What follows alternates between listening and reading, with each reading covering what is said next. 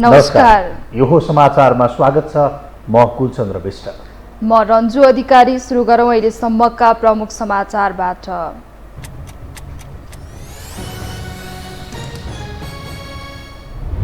नवौं पटक मन्त्री परिषद विस्तार हुँदा समेत सरकार अपूर्ण। रासपालाई सरकारमा ल्याउने बारे बालुवाचारमा छलफल। भागबन्जा नमिल्दा गठबन्धनमा भाँड भैलो। शरणार्थीको आवरणमा ठगी धन्दा चलाउनेहरू धमाधम पक्राउ। एमाले सचिव रायमाझी उनका छोरा र पूर्व गृहमन्त्रीको छोरा विरुद्ध पक्राउ पूर्जी। सचिव पाण्डेमाथि अनुसन्धान सुरु। राष्ट्रपतिद्वारा संसद अधिवेशन वैशाख 24 गतेका लागि आह्वान। संसदीय समितिहरू गठन भएको 1 हप्ता बित्नै लाग्दा बाँकी प्रक्रिया अघि बढ्न सकेन। सुडानमा द्वन्द्वरत दुवै पक्षबीच 1 हप्ता युद्ध विराम गर्ने सहमति। शान्ति वार्ता हुने युद्धका कारण 1 लाखभन्दा बढीले सुडान छाडे। 500 भन्दा बढीको मृत्यु। र अर्जेन्टिनी फुटबल स्टार लियोनल मेसी आफ्नै क्लबबाट 2 हप्ताका लागि निलम्बित। अनुमति नलिई साउदी अरबको भ्रमण गरेको आरोप। पीएसजीका 2 खेल गुमाउन सक्ने।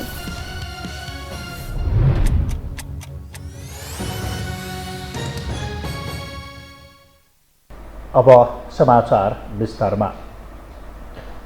प्रधानमन्त्री पुष्पकमल दाहाल प्रचण्डले नवौं पटक मन्त्री परिषद विस्तार गर्नुभएको छ। प्रधानमन्त्रीले काङ्ग्रेसको तर्फबाट धनराज गुरुङलाई कानुन, मोहन बस्नेतलाई स्वास्थ्य र डिगबहादुर लिम्बूलाई युवा तथा खेलकुद मन्त्रीमा नियुक्त गर्नुभएको हो। नवौं पटक मन्त्री परिषद विस्तार गर्दा पनि प्रधानमन्त्री प्रचण्डले सरकारलाई पूर्णता दिन सक्नु भएको छैन।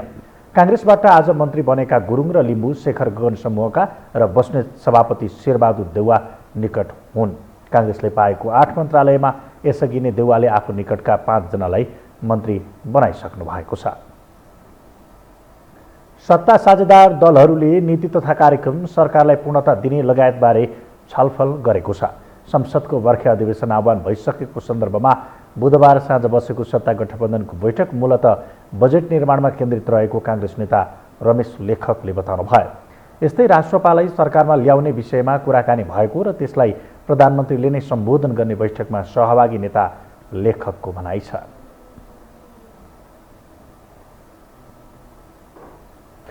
प्रधानमन्त्री पुष्पकमल दाहाल प्रचण्डले एजेन्डा मिलेर लप परेको भन्दै आएको वर्तमान गठबन्धनमै समस्या देखिन थालेको छ। फलत 2 महिने एमालेसँगको सहयात्रा सकसपूर्ण भएको भन्दै 10 दललाई काँध थापेर हिँडेका उनलाई आफ्नै सहयात्रीले गठबन्धन फुटाउने सम्मको धम्की नै दिन थालेका हुन्। अस्थिर संसदीय अङ्कगणितका कारण सत्तामा कम्फर्टेबल हुने नाममा 2 महिनामै समीकरण फेरिँदा बनेको वर्तमान गठबन्धनमा पनि समस्या देखिन थालेको छ। आफूलाई प्रधानमन्त्री बन्न सहयोग गरेका केपी शर्मा ओलीसँगको 2 महिने साथ बडो सकसपूर्ण भएको भन्दै प्रधानमन्त्री पुष्पकमल दाहाल प्रचण्डले वर्तमान गठबन्धनमा सहज महसुस भएको बताउँदै आए पनि गठबन्धन नै सकसपूर्ण अवस्थामा पुगेको हो, जसले तत्कालीन समयमा आफू प्रधानमन्त्री हुनकै लागि अस्थिरताको खेलाडी बनेको आरोप खेप्दा यो गठबन्धन एजेन्डाका आधारमा बनेको उनको दाबीले पनि अब फेल खाने अवस्थामा पुग्ने सम्भावना बढाएको छ। वर्तमान अवस्थामा प्रचण्डले 4वटा मन्त्रालयको जिम्मेवारी सम्हाल्दै आएको लामो समय भइसक्दा पनि मन्त्री परिषदले पूर्णता पाउन सकेको छैन। सत्तारूढ गठबन्धनभित्र मन्त्रालयको भागभण्डा लगभग टुङ्गिसकेको अवस्थामा समेत सरकारले पूर्णता पाउन नसक्नुलाई नै अनौठो रूपमा हेरिएको छ। त्यस्तै अङ्कगणितमा दोस्रो ठुलो दल एमालेको दबाब नै खेप्न नसक्ने बुझेका प्रचण्ड त्यसमा राष्ट्रिय स्वतन्त्र पार्टी थपिए सकस हुने बुझेकै कारण राजनीतिक फाइदाका लागि रासोपालाई सत्तामा ल्याउने कसरतमा छन्। तर त्यसका लागि कसले त्याग गर्ने भन्नेमै प्रश्न नभइसकेको अहिलेको अवस्थामा माओवादी नै घानमा परे पार्टीभित्रै पनि अर्को असन्तुष्टि जन्मिने खतरा छ, जसले अहिले भइरहेका दलहरूलाई नै सरकारमा व्यवस्थापन गर्न यति चुनौती झेलिरहेका प्रचण्डलाई अर्को टाउको दुखाइ सुरु हुनेछ भने त्यसको प्रभाव गठबन्धनमा पर्ने देखिन्छ। अर्कातर्फ प्रचण्डको सबैभन्दा नजिकका सहयात्रीका रूपमा देखिएका नेकपा एकीकृत समाजवादी अध्यक्ष माधव कुमार नेपालको गुनासाका चाङ बढ्न थालेका छन्। सुर्खेतमा बुधबार पत्रकारहरूसँग कुरा गर्दै उनले माओवादीले पीडा दिएको बताउँदै मर्माहत भएको सार्वजनिक अभिव्यक्ति नै दिइसकेका छन्। खास गरी कर्णालीमा आफ्नो पार्टीलाई पुरै व्यवस्था गरिएको भन्दै नेपालले माओवादीको व्यवहारप्रति आपत्ति मात्रै जनाएनन्, माओवादीको व्यवहारको आलोचना मात्र नभई निन्दा गर्न मन लाग्ने बताए। जहाँ यस्तै खालका प्रवृत्तिहरू हुर्किँदै जाँदा गठबन्धन टिक्छ कि टिक्दैन भन्ने प्रश्न समेत उठेको उनको भनाइ थियो। दम्भ र घमण्डले अर्को रावण जन्माउने काम नहोस्, त्यस हुनाले त्यो घमण्ड छोड्नुहोस्, समानताको व्यवहार गर्नुहोस्, मिलेर अगाडि बढ्नुहोस्। होइन भने एकचोटि एउटाले घमण्ड गर्यो, उसले लुप्पा खायो, अर्कोले फेरि घमण्ड गर्यो, उसले पनि लुप्पा खायो। अब यो घमण्ड गर्ने पालो कसको छ त हेर्न बाँकी छ। मैले समयमा यसबारेमा तपाईँलाई सचेत गर्न चाहेको छु। स्वयं प्रचण्डमाथि पनि सबैभन्दा बढी सोधिने प्रश्न नै सरकारको स्थायित्वको प्रश्न बनेको छ भने त्यसको आधार गठबन्धनमा जोडिएको छ। सत्तामा जाने तयारी स्वरूप उनीहरूसँग छलफलमा बसेको रासोपाले समेत सबैभन्दा पहिले स्थायित्वको ग्यारेन्टी खोजेको विषयले वर्तमान राजनीतिक समीकरणको यथार्थता प्रश्न पारेको छ। यही कारण हरेक जसो सार्वजनिक कार्यक्रममा गठबन्धन र सरकारको भविष्यमाथि प्रश्न नगर्न आग्रह गर्ने उनी समय समयमा देउवासँग लभ नै परेको भन्न समेत छुटाउँदैनन्। अर्कोतिर सरकारमा सामेल भएको जसपा नेपाल र केही अघि सरकारबाट बाहिरको जनमत पार्टी बीच पछिल्लो समय राम्रो सम्बन्ध छैन। एउटै गठबन्धनमा रहेर पनि 12-2 भएको उपनिर्वाचनमा कट्टर प्रतिस्पर्धीका रूपमा देखेका यी दुई पार्टी आपसमा प्रतिस्पर्धी मात्र भएनन्, एकअर्काको विरुद्ध आरोप प्रत्यारोपमै उत्रिएका थिए। यस्तो अवस्थामा जनमत पार्टीलाई प्रधानमन्त्रीले ठाउँ दिएको अवस्थामा जसपा नेपाल चिडिन सक्ने सम्भावना पनि उत्तिकै बलियो छ। जहाँ यो सरकारले 5 वर्ष कार्यकाल काम गर्नुपर्ने आफ्नो चाहना भएको भन्दै अस्थिरताले कसैको हित नगर्ने बताएका उपेन्द्र यादवले आफू अझ बृहत्तर समझदारीको पक्षमा रहेको बताउँदै आएका छन्। होइन के छ भने अब मेरा कुरा छोडिदिउँ, सरकारमा मन्त्रीहरू बाँकी रहेका फुलफिल चाँडै हुन्छन्। होइन त्यो मन्त्रालय कसले कुन मन्त्रालय पाउँछ त्योभन्दा महत्त्वपूर्ण पक्ष सरकारको स्थायित्व र सरकारको पर्फर्मेन्स हो। मूल कुरा महत्त्वपूर्ण कुरा हुन्, मन्त्रालय भन्ने कुरा महत्त्वपूर्ण होइन। होइन समझदारी म त चाहन्छु के भन्दाखेरि अझ बृहत समझदारी बनोस्, सक्यो भने एउटा राष्ट्रिय समझदारी बनोस् र समझदारीका आधारमा मुलुकमा सरकारको स्थिरता, स्थायित्व र चाहिँ के छ भने आर्थिक विकास र समृद्धितर्फ मुलुक अगाडि बढोस्। यो बीचमा एमाले नयाँ समीकरण सहित रवि लामिछानेलाई प्रधानमन्त्रीको प्रस्ताव गरेको खबरले समेत अर्को दबाव थप्दा देउवा पनि नेतृत्वमा जाने हुटुटीमै छन्। जसबारे सार्वजनिक अभिव्यक्ति नै दिएका उनी वर्तमान गठबन्धन बनाउन भूमिका खेलेका केही काङ्ग्रेस नेताहरूकै कारण अघि बढिहाल्न भने सकेका छैनन्। तर राजसपालाई सत्तामा ल्याउँदा त्याग गर्नुपर्ने अवस्थामा काङ्ग्रेस आयो भने चुपचाप बस्ला त भन्ने प्रश्न समेत यसमा जोडिएको छ। यो हो टेलिभिजनका लागि कुलचन्द्र विष्ट, काठमाडौँ। अब बाँकी समाचार। सत्ता गुमाउनु परे कांग्रेसकै कारण गुम्छ भन्ने बुझाइमा रहेको माओवादी सरकारमा असुरक्षित महसुस गर्न थालेको छ। यसै कारण रासपालाई सरकारमा ल्याउन प्रधानमन्त्रीले व्यापक कसरत चलाएका छन्। तर गठबन्धनको नेतृत्वमा रहेका देउवा दलहरूबीच भाँडभैलो मच्चाएर स्वतः प्रधानमन्त्रीको बाटोमा अघि बढेका छन्। एक रिपोर्ट। नेपाली कांग्रेसका सभापति शेरबहादुर देउबाले चलाएको सवारीमा प्रधानमन्त्री पुष्पकमल दाहाल प्रचण्ड सहचालकको काम गर्दैछन्। चढ्ने जति सबैलाई चढाउने तर झर्न चाहने कसैलाई झर्न नदिने नीति प्रचण्डको छ। तथापि फागुन 12 मा चालक फेर्दा थपिएका यात्रुले चेपिएपछि राष्ट्रिय स्वतन्त्र पार्टी रासोपा झरेको छ। तर प्रधानमन्त्री पुष्पकमल दाहाल प्रचण्ड सिट खाली छ भन्दै फेरि बोक्न तयार भएपछि रवि जाउँ कि नजाउँ अलमलमा छन्। क्षमता भन्दा बढी सवार भएपछि गठबन्धन नामको यो सवारीमा कुनै पनि बेला दुर्घटनाको जोखिम छ। किनकि गठबन्धनको चालक सिटमा सम्भावित प्रधानमन्त्रीका हकदार देउबा बसेकाले दुर्घटना टार्न नसकिने बुझाइ आम रूपमा बढ्दै गएको छ र त्यसको सबैभन्दा बलियो डर प्रधानमन्त्री प्रचण्ड पक्षमा परेको छ। कांग्रेसले अब यो के भन्ने अब यो वास्तवमा मन्त्री अहिलेसम्म दिन नसक्नु भने त प्रधानले 14-15 मन्त्रालय लिएर बस्नुपर्ने होइन। प्रधानमन्त्रीले अहिले पनि 5-6वटा 4-5वटा त अझै बाँकी छ होइन। यो स्थितिमा चाहिँ के अरे सरकारलाई त फुल्ली सहयोग गर्ने भने त मन्त्रीहरू फटाफट नाउँ दिएर होइन पार्टीभित्र अन्तर्गत त भइरहन्छ नि। त त्यसलाई भन्दा नि मुख्य सरकारलाई कसरी सफल पार्ने, गठबन्धनलाई कसरी सफल पार्ने, कसैलाई टिकाउने होइन, 5 वर्ष कसरी पुर्याउने भन्नेतिर अलिक गम्भीरता सोचेर फटाफट गर्नुपर्ने हो नि त। यो जो लिङ्गरिङ भएर यसले राम्रो मेसेज गएको छ त बाहिर। सत्ता र देउबा धेरै टाढा भएर बस्न सक्ने चिज होइनन्। यसै कारण गठबन्धनभित्र भाँडभैलो मच्चाएर प्रधानमन्त्रीलाई असफल बनाउने देउबाको नीतिलाई प्रचण्ड पक्षले असहयोग भनेको हो। किनकि यो गठबन्धन कुनै पनि कारण भट्कालोमा परे देउबा स्वतः प्रधानमन्त्री हुन्। यसै कारण उनले कांग्रेसबाट पठाउनु पर्ने बाँकी मन्त्री नपठाएर प्रधानमन्त्रीलाई असहयोग गरिरहेका छन्। ओली प्रचण्डबीच संवैधानिक परिषददेखि संसदीय भागबण्डामा चलेको टकरापमा मध्यस्थकर्ता बन्नबाट आफूलाई चुकाइरहेका छन्। बरु ओली प्रचण्डबीच झन दूरी बढाउने र आफै सत्ताको नेतृत्वमा पुग्ने दाउ देउबाको छ। फलत सरकार ढले कांग्रेसकै कारण ढल्ने बुझाइका साथ माओवादीले सत्ताभित्र आफूलाई असुरक्षित महसुस गरेको छ। पछिल्लो समय रविलाई सरकारमा ल्याउन प्रधानमन्त्रीले थालेको पहल पनि यही डरकै पटाक्षेप हो, किनकि कङ्ग्रेसलाई साइजमा ल्याउन प्रधानमन्त्रीको पक्षमा वर्चस्व आवश्यक छ। त्यसका लागि गृहमन्त्री दिएर रविलाई तान्ने, रविलाई ताने लिङ्गदेन र सिकेलाई पनि तान्न सकिन्छ भन्ने बुझाइ प्रचण्डको छ। झन् पछिल्लो पटक प्रचण्डका आफ्नै भनिएका माधवले समेत गठबन्धन ध्रापमा पर्ने चेतावनी दिएपछि दुर्घटना अवश्यम्भावी बनेको छ। खास गरिकन माओवादी पार्टीको व्यवहारबाट हाम्रा साथीहरू धेरै दुखित हुनुहुन्छ र म भन्न चाहन्छु, यो दम्भ र घमण्डले रावण जन्मायो, दम्भ र घमण्डले अर्को रावण जन्माउने काम नहोस्। त्यस हुनाले त्यो घमण्ड छोड्नुहोस्, समानताको व्यवहार गर्नुहोस्, मिलेर अगाडि बढ्नुहोस्। होइन भने एकचोटि एउटाले घमण्ड गर्यो, उसले लुप्पा खायो, अर्कोले फेरि घमण्ड गर्यो, उसले पनि लुप्पा खायो। अब तेस्रो घमण्ड गर्ने पालो कसको छ त्यो मात्रै बाँकी छ। कर्णाली प्रदेशको राजधानी सुर्खेत पुगेर माधवले माओवादीको व्यवहारबाट मर्माहत भएको भन्दै असन्तुष्टि जाहेर गर्नु चान्चुने विषय होइन। दम्भ र घमण्डले अर्को रावण जन्माउने भन्दै सम्मानजनक व्यवहार नगरे लोप्पा खुवाउने चेतावनी पनि माधवले प्रचण्डलाई दिएका छन्। यता रविलाई साबिककै 4 मन्त्री दिएर सरकारमा सहभागी बनाउन पहल प्रधानमन्त्रीले लिए पनि कङ्ग्रेसले आफ्नो भाग घटाएर व्यवस्थापन गर्ने पक्षमा छैन। काङ्ग्रेसले त्यो अवस्थामा कम्प्रोमाइज गर्न सक्दैन, तर प्रधानमन्त्री जसले सरकारको लिड गरेर राख्नु भएको छ उहाँले कतै न कतै कम्प्रोमाइजको बाटो अपनाउन सक्नुहुन्छ होला जस्तो लाग्छ मलाई। रोजेको मन्त्रालय नपाए रासोपा सरकारमा जाने छैन, बरु शुक्रबारसम्मको समय दिएको उसले समर्थन फिर्ताको कदम चाल्दै नयाँ सरकार बारेको कसरत सुरु गर्ने सम्भावना बलियो छ। उपप्रधान सहित रोजेको मन्त्रालय खोजिरहेका उपेन्द्र यादवको व्यवस्थापन जटिल बन्दै गएको छ। अवस्था कतिसम्म जटिल छ भने नारायण काजी श्रेष्ठबाट गिरह खोसेर रविलाई बुझाउन खोजे माओवादी भित्रै विभाजनको अवस्था बन्ने छ।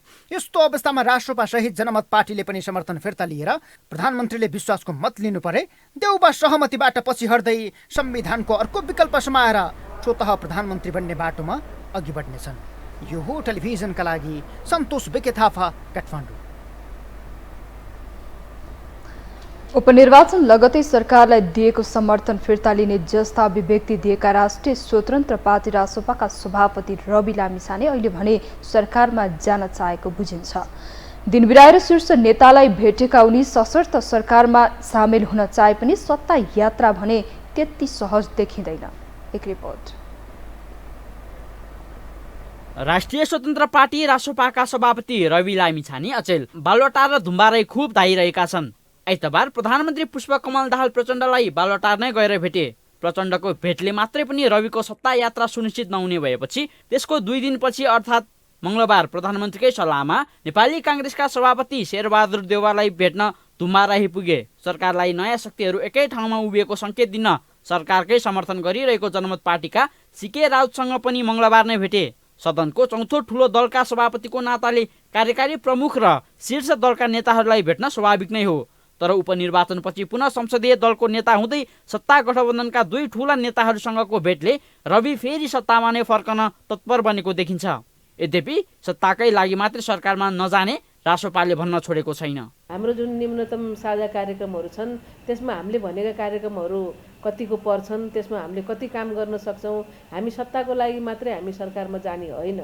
सरकारमा जाने हो भने हामी सत्ताको लागि मात्रै जाने होइन, त्यहाँ बसेर हाम्रो बाचापत्रमा भएका हामीले जनतालाई जवाफ दिएका हामीले जनतासँग बाचा गरेका कुराहरू कति पुरा गर्न सक्छौँ, त्यसको अवस्था के रहन्छ भन्ने कुराले चाहिँ हामी सरकारमा जाने कि नजाने भन्ने निर्णय हुन्छ। र सरकारको निरन्तरता कति हुन्छ, सरकारको अब समर्थन हामीले फिर्ता नलिएको पनि अहिलेसम्म कारण त्यही हो, किन हामी चाहिँ अस्थिरताको कारण बन्न चाहँदैनौँ।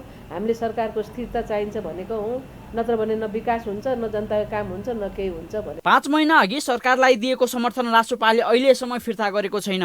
अस्थिर राजनीतिको कारक नबन्ने भन्दै समर्थन जारी राखेको पार्टीलाई सत्ता गठबन्धन पनि सरकारमा नै फर्काउन चाहन्छ। तर गठबन्धन भित्रै पनि रविलाई सरकारमा फर्काउन चुनौती छ। प्रचण्डको भेटमा रविलाई देउवातिर फन्साइदिए पनि देउवाले गृह माओवादीकै भागमा परेको भन्दै प्रचण्डलाई नै सुम्पिएका छन्। गृह सम्हाल्नकै लागि भौतिक तथा यातायात छोडेका नारायण काजी पनि व्यवस्थापन गर्न माओवादीलाई सहज छैन, जसका कारण दुवैको इच्छा हुँदाहुँदै पनि रविको सत्ता यात्रा कठिन देखिन्छ। राष्ट्रिय स्वतन्त्र पार्टी सरकारमा सामेल भएर जानु नै अहिलेको राजनीतिक स्थायित्वका लागि चाहिँ ज्यादा प्रभावकारी हुन्छ। किनभने उहाँहरू बाहिर बस्ने भनेको विरोध मात्रै, हामी अहिले विरोध मात्रै चाहिराखेका छैनौँ। जनताले केही न केही कामको रिजल्ट खोजेको छ। सकारात्मक हिसाबले उहाँहरू सरकारमा आउँदाखेरि जतिवटा मन्त्रालय लिनुहुन्छ, लिएका मन्त्रालयहरूबाट जनताले अनुरोध गर्ने गरिकन उहाँहरूले काम गरे भयो, काम गर्नुहुन्छ, राष्ट्रिय स्वतन्त्र पार्टीले काम गर्दो रहेछ भन्ने एउटा चिज सम्प्रेषण हुन्छ। गर्नु भएन भने उहाँहरू पनि यस्तै हुनुहुँदो रहेछ भन्ने कुरा उहाँहरू पनि परीक्षण हुन्छ। दुवै कुरा पोजिटिभली देशका लागि केही गर्छु भन्ने नै भावनाका साथ आउनु भएको छ, गर्नुहोस् मन्त्रालय लिएर। त्यसो त रविलाई सत्ता बाहिर नै बस्न चौतर्फी दबाव छ। स्थापित र परम्परागत दलको विकल्प भनेर जनतामा गएको रासोपा लड्नुपर्ने तिनै पार्टीसँग टाँसिँदा जनतामा रविको छवि पनि धुमिलिने हो कि भन्ने प्रक्षेपण समेत सुरु भएको छ। नयाँ दलहरू पनि सत्ताकै लागि मात्रै मरिहत्ते गरेर लागि पर्दा काठमाडौँ महानगरपालिकाका मेयर बालेन्द्र शाह बालेनले नयाँ र पुराना दुवै पार्टीलाई चोरको संज्ञा दिन पछि हटेनन्। राजनीतिक विश्लेषक र अधिकांश राष्ट्रपाका शुभचिन्तकहरू फेरि पनि उही प्रचण्ड देउवासँगै हात मिलाएर सरकारमा जानुभन्दा बाँकी 4 वर्ष प्रतिपक्षमा बसेर जनताको आवाज बनेको हेर्न चाहिरहेका छन्। यो भनेको जरा काटेकै समाजको चरित्र हो। अरू राजनीतिक दल र नयाँ उदाइरहेका राजनीतिक दलहरूको पनि सङ्कट के हो भने अरू राजनीतिक दलहरूलाई अब यो त फलाना चोर र चिलानो चोर भन्ने मैले अघि नै भनिहालेँ, यो पुरानो खेल भइहाल्यो। त चोर भनिदिएपछि भयो, टाइपको खेल पुरानो भयो। त सोच्नु पर्यो, अर्काको जरा काट्ने, आफू त्यो ठाउँमा पुग्ने, फेरि उसलाई अर्कोले काट्छ। त्यो चाहिँ सामान्य खेल भयो। त्यो चाहिँ माथि खेलिने खेल भयो। त्यसले जनतालाई केही फाइदा हुँदैन, समाजलाई पनि कहीँ पुर्याउँदैन त्यसले। रासोपा उपनिर्वाचन लगत्तै सत्तापक्षबाट बाहिरिने मनस्थितिमा देखिए पनि अहिले भने सरकारमा सामेल हुन खोजिरहेको छ। सत्तामा जाँदै नजाने हो भने प्रतिपक्षमा बसेर कुनै औचित्य नहुने र जनतालाई डेलिभरी पनि दिन नसक्ने पार्टीको ठम्याइ छ। रासोपाले सरकारमा जाने वा नजाने बारे सोमबार अन्तिम निर्णय गर्ने भनेको थियो। तर सत्तापक्षसँग भागबण्डा मिलाउनकै लागि पार्टीले बैठक शुक्रबारका लागि सारेको छ। शुक्रबारसम्म पनि मन्त्रालयमा कुरा नमिले फेरि रासोपाको बैठक लम्बिने निश्चित छ। यो हो टेलिभिजनका लागि क्यामेरामा विशाल प्याकुरेलका साथ निरज कोइराला, काठमाडौँ। हामीसँग समाचार बाँकी नै छन्, अहिलेलाई विश्राम।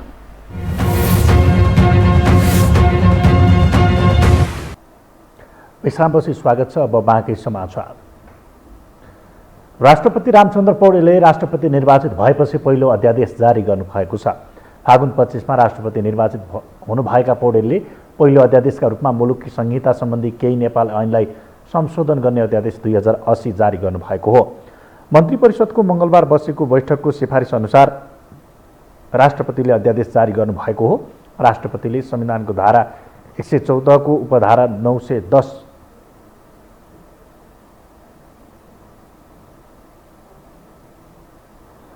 उपधारा 1 बमोजिम अध्यादेश जारी गरेको राष्ट्रपति कार्यालयका प्रवक्ता सागर आचार्यले विज्ञप्ति मार्फत जानकारी गराउनु भएको छ। उक्त अध्यादेश मार्फत सरकारले मिटर ब्याडजी पीडितहरूको समस्या समाधान गर्ने उद्देश्य लिएको छ।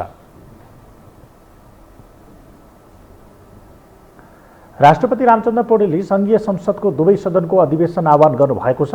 बैठक वैशाख 24 गते आइतबार अपराह्न 4 बजेका लागि नयाँ बानेश्वर स्थित अन्तर्राष्ट्रिय सम्मेलन केन्द्रमा आह्वान गरिएको संघीय संसदका महासचिव डाक्टर भरतराज गौतमले जानकारी दिनुभयो। नेपालको संविधानको धारा 93 को उपधारा 1 बमोजिम संघीय संसदको दुवै सदनको अधिवेशन आह्वान भएको सूचनामा उल्लेख गरिएको छ। प्रतिनिधि सभा नियमावली 2079 बमोजिम 10 वटा विषयगत संसदीय समितिहरू गठन भइसकेका छन्। तर समितिहरू गठन भएको 1 साता बित्नै लाग्दा पनि संसदीय समितिका बाँकी प्रक्रिया अगाडि बढ्न सकेको छैन। एक रिपोर्ट। आम निर्वाचनपछि गठित प्रतिनिधि सभाले प्रतिनिधि सभा नियमावली 2079 पारित गरेको महिना दिन बित्यो। नियमावली पारित भएसँगै संसदीय समितिहरूको गठनको बाटो खुले पनि दलीय भागबण्डाका कारण हिउँदे अधिवेशनको अन्तिम दिन मात्र नियमावली बमोजिम 10 वटा विषयगत समितिहरू गठन भए। समितिको सभापति निर्वाचित हुनु अघि बैठकको अध्यक्षता गर्नका लागि ज्येष्ठ सदस्यको बैठक सञ्चालन गर्ने व्यवस्था छ। समिति गठनपछि संसद सचिवालयले बैठकको तयारी गर्न सम्बन्धित समितिलाई पत्रचार समेत गरिसकेको छ। यद्यपि संसदीय समितिको नेतृत्व चयन, सभापतिको निर्वाचन र सदनले जिम्मा लगाएका विधेयकहरूको प्रवेश जस्ता विषय तदर्थ जस्तो बनेको छ। समितिको बाँकी प्रक्रिया प्रभावकारी ढंगले अघि बढ्न सकेको छैन। सांसदहरू समितिले के गरिरहेका छन् अनभिज्ञ छन्। समितिको काम धेरै हुन्छ, खास गरिकन जुन विधानहरू हाम्रो बन्छ, विधेयकीको जुन हिसाबको हाम्रो काम हुन्छ, त्यसमा त्यो समितिमा चाहिँ एकदमै त्यसमा बृहत छलफल भएर पर्यो भने अन्य विज्ञहरूलाई पनि बोलाएर सम्बन्धित मान्छेहरूलाई बोलाएर छलफल गरेर एउटा निर्कयलमा पुग्ने ठाउँ हो। त्यस कारण हामीले त्यसको जस्तो हामी आफ्नो जुन समितिमा बसेका छौँ त्यो समितिको कार्यविधि कस्तो हुँदो रहेछ अहिले हामी त्यो अध्ययन गर्दैछौँ। संसदीय समितिको नेतृत्व बाँडफाँडमा सत्तारूढ दल र प्रतिपक्षी एमाले बीच सहमति भए पनि संवैधानिक परिषद सम्बन्धी विधेयकका विषयमा कुरा नमिल्दा एमाले सहमतिबाट पछि हटेको छ। यसमा एमालेलाई सहमतिमा ल्याउनुको विकल्प छैन। अर्कोतर्फ हिउँदे अधिवेशन समापनसँगै अधिकांश सांसदहरू आफ्नो निर्वाचन क्षेत्र गएका कारण पनि संसदीय समितिको काम कारबाही प्रभावित बनेको सत्तारूढ सांसदहरूको बुझाइ छ।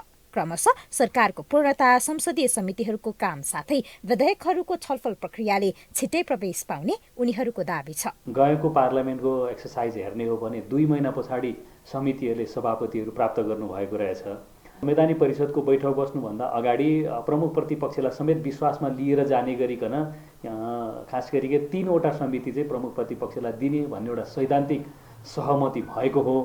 तर त्यो सहमतिबाट प्रमुख प्रतिपक्ष नै आफै पछाडि हटेको छ। किन हट्यो अब त्यो छलफलको एउटा विषय हो। त्यसरी हेर्दा सरकारले पूर्णता प्राप्त भएसँगै प्याकेजमै यी समितिका पनि सभापतिहरू कुन समिति कुन दलले लिने र कतिवटा लिने भन्ने कुरा प्याकेजमै टुङ्गिन्छ। बल्ल त्यसपछि सम्मान्य सभामुखज्यूले त्यसको सभापतिको निर्वाचनको लागि मिति तय गरेपछि मात्रै अरू कुराहरू अगाडि जाला। राजनीतिक दल र शीर्ष नेतृत्व मन्त्री परिषद पूर्णताको रस्साकस्सीमा छ। दलीय भागबण्डा र सत्ताको तछाड मछाडले सत्ता फेरबदलसम्मको चर्चा राजनीतिक वृत्तमा छ। गठन भएका संसदीय समितिहरूले गति लिने विषय अझै केही समय अन्यलमा बित्ने त होइन, शंका बढ्दो छ। संसदीय समितिहरूको गठनमा ढिलाइ हुँदा प्रभावित बनेका विधेयकहरू थप प्रभावित हुने पक्का छ। यो हो टेलिभिजनका लागि क्यामेरामा सिर श्रेष्ठका साथमा निम्लेकी शेर्पा, काठमाडौँ। अब बाँकी समाचार। असली नेपाली नागरिकलाई भुटानी शरणार्थीको नक्कली कागजात बनाएर प्रमाणित गराई अमेरिका उडाउने धन्दामा संलग्नहरू धमाधम पक्राउ परिरहेका छन्। ठगी धन्दामा नेपाल सरकारको बहालवाला सचिव टेक नारायण पाण्डे नै समातिएपछि तरङ्ग पैदा भएको छ। एक रिपोर्ट। उपराष्ट्रपति कार्यालयका सचिव टेक नारायण पाण्डे पक्राउ परेका छन्। नक्कली शरणार्थी बनाएर नेपालीलाई अमेरिका लैजाने प्रकरणको अनुसन्धानका क्रममा काठमाडौँ प्रहरी परिषदले उनलाई बुधबार अघि पक्राउ गरेको हो र अनुसन्धानका क्रममा जिल्ला अदालत काठमाडौँले 3 दिन हिरासतमा राख्न प्रहरीलाई अनुमति दिएको छ। शरणार्थी किर्ते प्रकरणमा अझ ठूलो माछा समातिने निश्चित बनेको छ। पूर्व मन्त्री एमालेका सचिव टोप बहादुर रायमाझीका बाबु छोरा नै समातिने निश्चित भएको हो। उनीहरू विरुद्ध पक्राउ पूर्जी पनि जारी भइसकेको छ।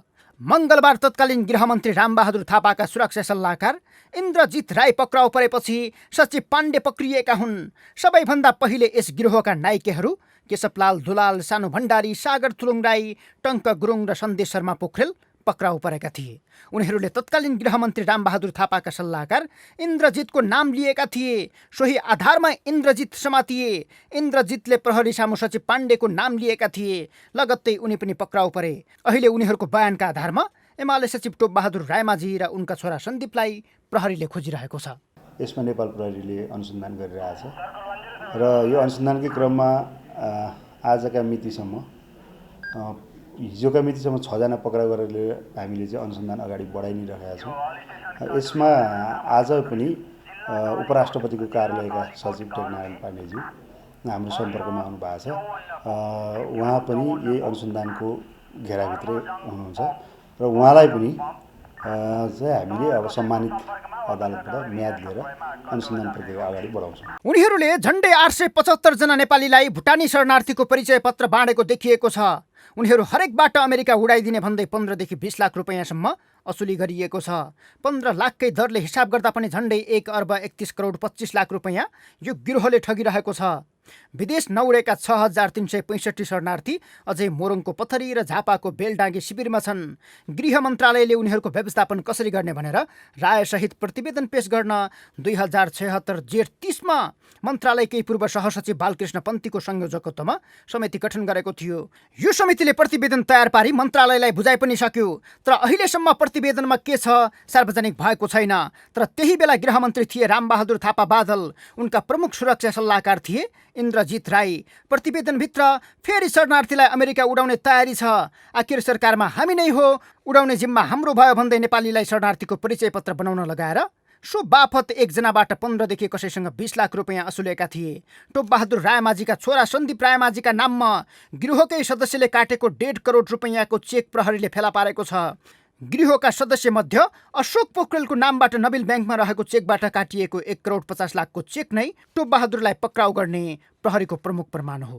अनुसन्धान गर्दै जाँदाखेरि हाम्रो चाहिँ त्यो अनुसन्धान कतातिर जान्छ त्यो हामीले त्यो अनुसन्धान प्रक्रिया सँगसँगै अन्य कुराहरू के खुल्छन् ती खुलेका कुराहरू पनि हामी पछि यहाँहरूलाई भन्दै जाउँला। अहिलेलाई चाहिँ हामीले आजका मितिसम्म 7 जना मान्छेमा अनुसन्धान गरिरहेका छौँ। गृहका मुख्य योजनाकार हुन् केशव दुलाल। उनी कुनै समय नेपाली कांग्रेस नेत्री सुजाता कोइरालाको सहयोगी थिए। टोपबहादुर रायमाझी माओवादीमै छँदा दुलालसँग रायमाझीको दोस्ती बढेको थियो। उनै दुलालले ग्रान्ड डिजाइन सुनाएपछि रायमाझीले गृह मन्त्रालयका सचिव टेकनारायण पाण्डे र प्रतिवेदन पेश गर्ने समितिका संयोजक बालकृष्ण पन्थीसँग उठबस बढाएका थिए। पैसा कमाउने मोहन देखेपछि गृहमन्त्रीका सल्लाहकारले सचिवलाई लोभ्याएको देखिएको छ। सचिव नै तयार भएपछि सबै योजना सफल भएको देखिन्छ। देशको नाजुक परिस्थितिको परिणाम नै हुन सक्छ। अमेरिका नै उड्न पाइने भएपछि के को स्वाभिमान, के को राष्ट्रियता? सबै धोइपखाली नेपालीहरू शरणार्थी बन्न राजी भए, त्यो पनि 15 लाख रुपैयाँ घुस खुवाएर। यो घटनाले नेपाली हुनुको गर्वमाथि नै आघात पुर्याएको छ।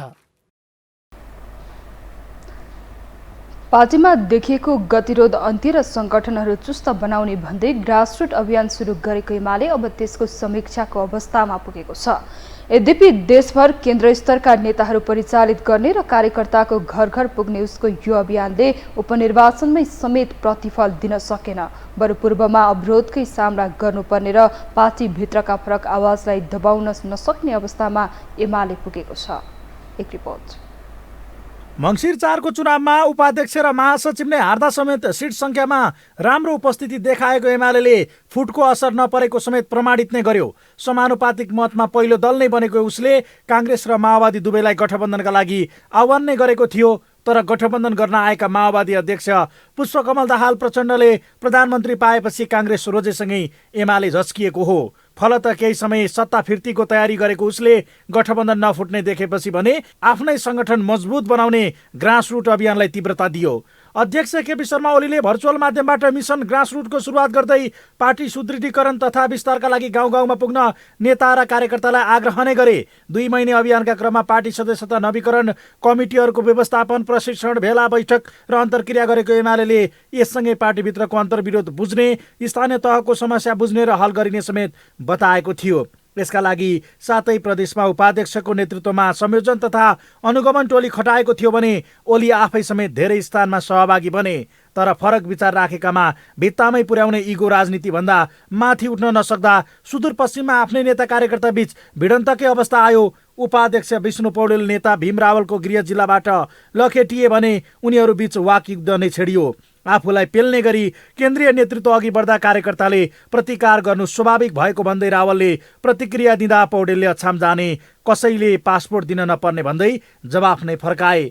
गतिरोध अन्त्य गर्ने र मन माझामाझ गर्ने भनिएको अभियानले नै यो अवस्था सिर्जना गरेपछि ग्रासरुटबारे प्रश्न नै उठ्यो भने उपनिर्वाचनले समेत यसको औचित्यलाई सर्लङ्ग पारिदियो। तिनै निर्वाचन क्षेत्रमा तेस्रो दलमा एमाले खुम्चिँदा ग्रासरुट अभियानले रावललाई गाली गर्ने भन्दा के गर्यो भनेर प्रश्न गर्ने समेत अहिले बढेका छन्। जहाँ अध्यक्ष ओली भने मङ्गलबारको सम्बोधनमा समेत आगामी आम निर्वाचनमा एक्लै बहुमत ल्याउने गरी काम गर्न पार्टीका नेता कार्यकर्तालाई निर्देशन दिएका छन्। आगामी निर्वाचनमा एमाले कसैसँग गठबन्धन गर्ने बताएका उनले नेपालमा सोच विचार भएको र देशभक्ति भएको एमाले बाहेक अर्को पार्टी नभएकोले आधा जनताको समर्थन प्राप्त गर्ने दाबी गरे। यो मजबुत संगठनलाई पुनर्ताजगीका साथ, एमालेपनका साथ, एमाले प्रवृत्तिका साथ, एमाले मनका साथ एकताबद्ध बनाएर गतिशील कसरी बनाउने, जसबाट आगामी दिनमा, आगामी निर्वाचनमा नेकपा एमाले एक्लै 51% भन्दा बढी हरेक वडामा ल्याउनुपर्छ। हरेक वडामा 51% भन्दा बढी एमाले एक्लै।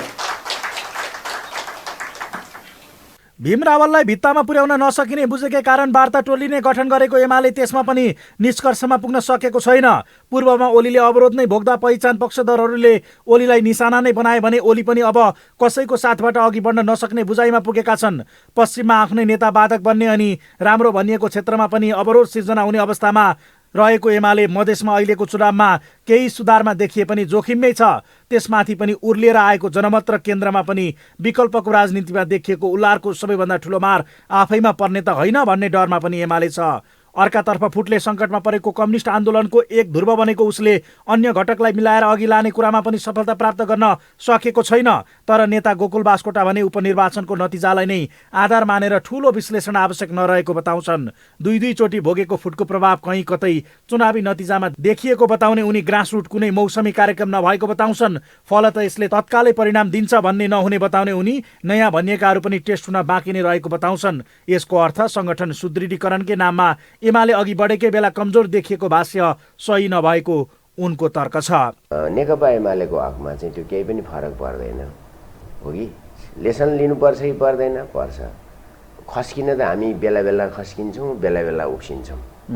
किनभने निर्वाचन त्यही हो, जनताको फैसला अन्तिम हुन्छ। र अस्ति पनि हामी खस्केकै हौँ जुन परिस्थितिमा हामीले चुनाव लड्यौँ होइन। अब अरूलाई त यो कुनै पनि चुनौतीको सामना गर्नु परेको अवस्था होइन। हुन त एमाले आफू विरुद्ध घेराबन्दी रहेको र त्यसलाई चिर्दै अघि बढ्नु पर्दा तत्काल परिणाम नदेखिएको बुझाइमा समेत छ। यही बीचमा विगतमा भारतलाई गाली गरेर उचाइ प्राप्त गरेका ओली अहिले पूर्व राजालाई गाली गर्ने रणनीतिमा लागेका छन्। सँगै सरकारका काम कारबाहीमाथि प्रश्न उठाउने र आफ्ना कार्यकर्तामा भने मनमुटाव छोडेर अघि बढ्न प्रेरणा दिने कार्यमा पनि ओली लागि परेका छन्। यद्यपि अहिले रासोपालाई समेत लगेर अझ बलियो र जनताप्रेमी सरकार निर्माणमा लागेका प्रधानमन्त्री पुष्पकमल दाहालको रणनीति र 5 वर्ष नै प्रतिपक्षमा बस्नुपर्ने एमालेको बाध्यताका बीच विरासतको राजनीतिमाथि नै पनि प्रश्न उठिरहेको छ, जसलाई फेक पेजको सूचनाकै आधार मानेर राजालाई गाली गरेकै भरमा र आफ्ना सङ्गठन मात्रै समेटेको भरमा ग्रासरुट प्रतिफलयुक्त बन्ला भन्नेमै प्रश्न छ। यो हो टेलिभिजनका लागि कुलचन्द्र विष्ट, काठमाडौँ। अविलम्ब प्रधान न्यायाधीशको नियुक्ति गर्न माग गर्दै नेपाल बार एसोसिएसनले आन्दोलन जारी राखेको छ। बुधबार पनि नेपाल बार परिसरमा कानुन व्यवसायीहरूले आन्दोलन जारी राखेका हुन्। उनीहरूले तत्काल प्रधान न्यायाधीश नियुक्ति गर्न माग गरेका छन्। आन्दोलनका क्रममा सञ्चारकर्मीहरूसँग कुरा गर्दै नेपाल बार एसोसिएसनका अध्यक्ष गोपाल कृष्ण घिमिरेले न्यायपालिका प्रमुख अविलम्ब पाउनु पर्ने बताउनुभयो। उहाँले अटोमेटिक ढङ्गबाट पेशी व्यवस्थापन प्रणाली हुनुपर्ने पनि बताउनुभयो। उहाँले नेपालका विभिन्न निकायहरू आफ्नो भूमिकाबाट टाढिँदै गएको बताउनुभयो। नेपाल बार एसोसिएसनका पूर्व अध्यक्ष चण्डेश्वर श्रेष्ठले नेपाल बारको आन्दोलन व्यक्तिको लागि नभई संस्थाको लागि र अदालतमा भइरहेको गलत कामहरूको लागि भएको बताउनुभयो। उहाँले उच्च र जिल्ला अदालतहरूमा बाँकी न्यायाधीश तत्काल पूर्ति गर्न माग गर्नुभयो। कानुन व्यवसायीहरूले संवैधानिक दायित्व पूरा गर, प्रधान न्यायाधीश नियुक्ति अविलम्ब गर, सर्वोच्च अदालत र सबै अदालतहरूमा रिक्त रहेका न्यायाधीश तत्काल नियुक्त गर, स्वतन्त्र न्यायपालिकाको रक्षा गरौँ लगायतका प्लेकार्ड बोकेर विरोध जनाएका थिए।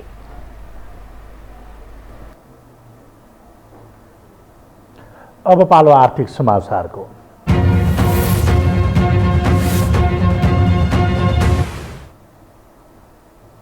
शेयर बजार मापक नेप्से परिसूचक सामान्य अङ्कले गिरावट आएको छ। बुधबार नेप्से परिसूचक 9.18 अङ्कले घटेर 1857.23 बिन्दुमा झरेको हो। पछिल्लो एक सातादेखि नेप्से परिसूचक निरन्तर रूपमा घट्दै आएको छ। त्यस्तै सेन्सिटिभ इन्डेक्स 1.19 अङ्कले घटेको छ भने फ्लोट इन्डेक्स 0.70 अङ्क र सेन्सिटिभ इन्डेक्स 0.35 अङ्कले घटेको छ। नेप्से परिसूचक सामान्य गिरावट भए पनि आत्मनिर्भर लघुवित्तको शेयर मूल्य 6.09% बढेको छ। त्यस्तै श्वेतगङ्गा हाइड्रो पावरको शेयर मूल्य 5.66% बढेको छ।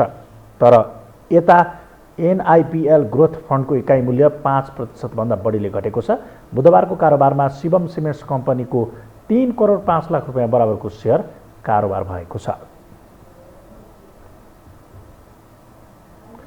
वैदेशिक रोजगारीमा रहेका नेपालीहरूले किन्न पाउने वैदेशिक रोजगार बचत पत्र खुल्ला भएको छ। नेपाल राष्ट्र बैङ्कले यही वैशाख 17 गतेदेखि जेठ 17 गतेसम्मका लागि वैदेशिक रोजगारीमा रहेका वैदेशिक रोजगारीबाट फर्किएको 6 महिना नकटेका र गैर आवासीय नेपालीहरूले आफू र आफ्नो परिवारको नाममा खरिद गर्न सक्ने गरी 97 करोड 75 लाख 70 हजार रुपियाँको वैदेशिक रोजगार बचत पत्र 2085 खुल्ला गरेको हो। बचत पत्रको ब्याजदर 11% पाइनेछ, तर त्यसमा ब्याजदर कर भने लाग्नेछ। बचत पत्र धितो राखेर बैंक तथा वित्तीय संस्थाबाट ऋण लिन पनि सकिन्छ। 6 महिनामा प्राप्त हुने ब्याज बचत पत्र किन्ने व्यक्ति आफैले वा इच्छाएको व्यक्तिले पनि भुक्तानी लिन सक्ने व्यवस्था छ। हामीसँग अन्तर्राष्ट्रिय र खेलकुद समाचार बाँकी नै छन्। अहिलेलाई पुनः विश्राम।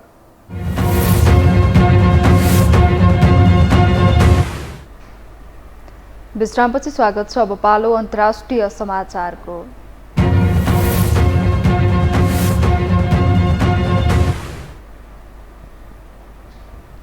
सुडानमा द्वन्द्वरत दुवै पक्ष एक सातासम्म युद्धविराम गर्न सहमत भएका छन्। सरकारी सेना र प्रतिद्वन्दी अर्धसैनिक बल आरएसएफ बीच भोलिदेखि एक सातासम्म युद्धविराम गर्ने सहमति भएको बीबीसीले जनाएको छ। यस बीचमा दुवै पक्षबीच शान्ति वार्ता हुनेछ। दक्षिण सुडानले दुवै पक्ष शान्ति वार्ताका लागि आफ्ना प्रतिनिधि पठाउन तयार भएको जनाइएको छ। यसअघि पनि युद्धविरामको सम्झौता भए पनि पालना भएको थिएन। दुवैले एकअर्कालाई सम्झौता तोडेको आरोप लगाएका थिए। सुडानमा सेना र अर्धसैनिक बलबीच 18 दिनदेखि लडाईँ जारी रहेको छ। संयुक्त राष्ट्र सङ्घका अनुसार यो अवधिमा 1 लाखभन्दा बढीले देश छाडिसकेका छन्। 500 भन्दा बढीको मृत्यु भएको छ भने 4000 बढी घाइते भएका छन्। अधिकारीहरूले लडाईँ जारी रहेमा सुडान ठूलो सङ्कटमा पर्ने चेतावनी दिँदै आएका छन्। अब पालो खेलकुद समाचारको।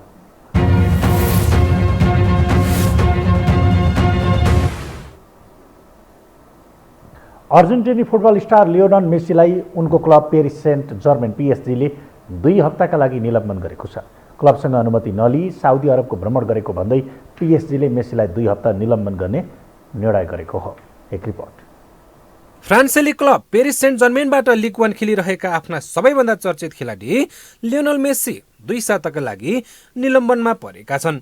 क्लबको अनुमति बिना एसियाली मुलुक साउदी अरेबियाको भ्रमण गरेपछि पीएसजीले मेसीलाई 2 साताका लागि निलम्बन गरेको हो। लिग 1 मा पीएसजी र लोरेन्ट बीचको खेलपछि अर्जेन्टिनी कप्तान मेसी साउदी अरेबिया गएका थिए। त्यस खेलमा पीएसजी पराजित भएको थियो। अब निलम्बनको समयमा मेसीले पीएसजीका लागि खेल्न पाउने छैनन्। मेसीले खेल खेल्न प्रतिबन्ध लागेसँगै उनले अब टिममा बसेर अभ्यास गर्न समेत पाउने छैनन्। मेसी साउदी अरेबियाको पर्यटक राजदूतको भूमिकामा छन्। अर्जेन्टिनालाई विश्वकपको उपाधि दिलाएका कप्तान मेसीलाई साउदी अरेबियाबाट आकर्षक प्रस्ताव आएको भन्ने चर्चा भइरहेको बेला मेसी साउदी पुगेका थिए। यसअघि पोर्चुगल खेलाडी क्रिस्टियानो रोनाल्डो पनि साउदी अरेबिया क्लबबाट खेलिरहेका छन्। उनलाई पनि महँगो रकममा साउदी क्लबले अनुबन्धित गरेको हो। खेलाडी जीवनको अन्तिम क्षणमा पनि साउदी क्लबबाटै हुन सक्ने मेसीलाई अनुमान गरिएको थियो। यसअघि उनी ला लिगामा प्रतिस्पर्धा गर्ने क्लब बार्सिलोनाको लागि खेल्ने गरेका थिए। मेसी आफ्नो पुस्ताका सर्वश्रेष्ठ फुटबल खेलाडी मध्ये एक मानिन्छ। उनले 21 वर्षको उमेरमा नै बालन डियोर र फिफा सर्वश्रेष्ठ वर्षको खेलाडीको उपाधि समेत जितेका थिए। अहिले प्रतिष्ठित बालन डियोर अवार्ड 7औं पटक उनको नाममा छ। पहिलो पटक आफ्नो कप्तानीमा विश्व विजेता बनाएका मेसी कोपा अमेरिका समेत उनको नाममा छ। उनको खेल शैली र क्षमताको कारणले गर्दा उनलाई फुटबलको बादशाह भनेर चिनिने म्याराडोनासँग तुलना समेत गरिन्छ। बार्सिलोनामा करिब 16 वर्ष बिताएका मेसी सन् 2021 अगस्त 10 देखि पीएसजीमा आबद्ध भएका थिए। यो हो टेलिभिजनका लागि मिङमा शेर्पा, काठमाडौँ। यससँगै हामी यो समाचारको अन्त्यमा आइपुगेका छौँ। बिदा हुनु अघि प्रमुख समाचार फेरि एकपटक।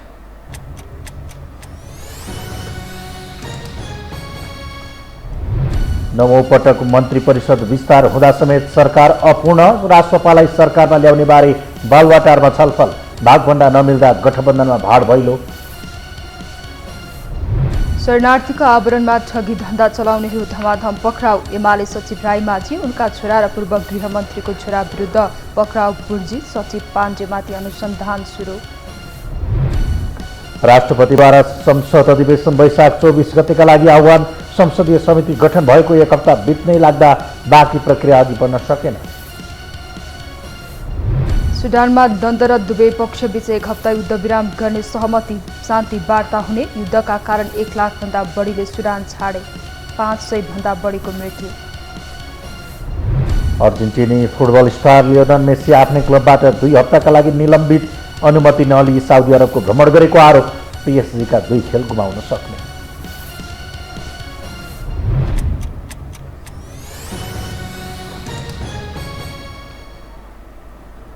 हवस् त, यो हो समाचार सकियो। समाचार बुलेटिनका साथै यो हो टेलिभिजनका सम्पूर्ण कार्यक्रम यो टेलिभिजन.com, यो खबर.com, युट्युब र फेसबुकमा पनि पढ्न र हेर्न सक्नुहुनेछ।